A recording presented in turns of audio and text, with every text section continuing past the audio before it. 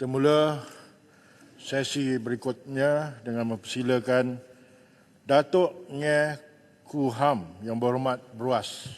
Terima kasih Datuk Timbalan Yang Di-Pertua. Soalan saya nombor 1 kepada pertanyaan Menteri Bilangan 23. Yang Di-Pertua, Kementerian Pertanian dan Keterjaminan Makanan melalui Jabatan Pertanian Malaysia bertanggungjawab untuk menguruskan sumber perikanan negara agar bekalan terjamin. Jabatan akan mengeluarkan lesen vessel dan peralatan menangkap ikan berdasarkan kepada status sumber sedia ada, di mana status ini ditentukan melalui survei lautan dan juga pemantauan nilai pendaratan ikan seluruh negara. Lesen vessel dan peralatan menangkap ikan adalah hak milik Jabatan Perikanan Malaysia, manakala vessel pula adalah hak milik nelayan atau penguasa vessel.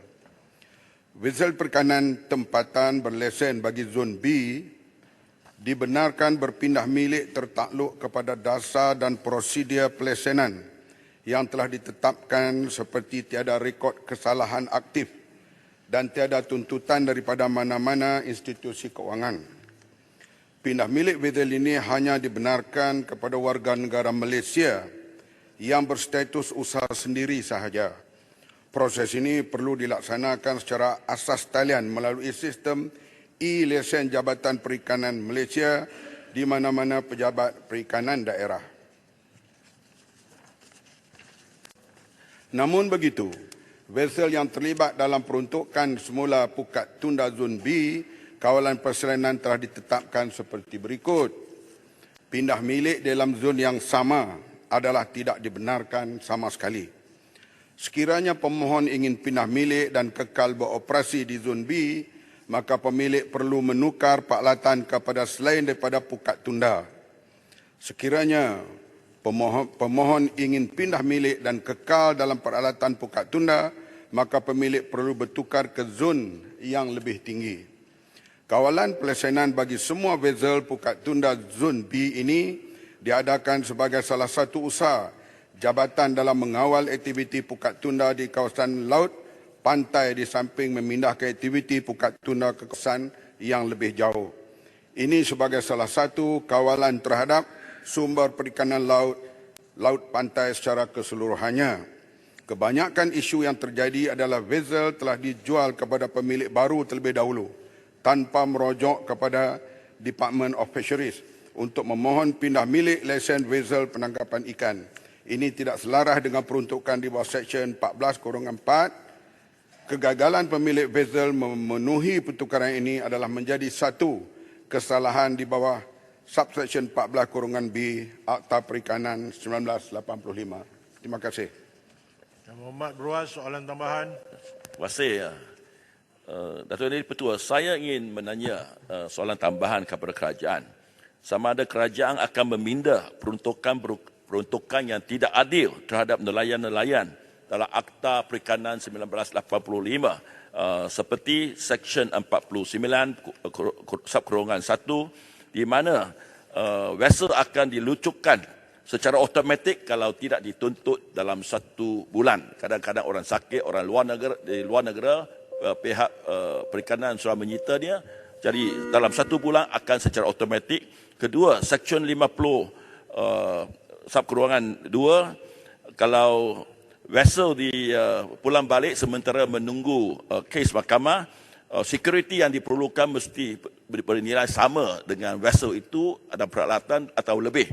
Seksyen 51, kos sementara menunggu perbicaraan mesti dibayar oleh nelayan kalau dia didapati salah.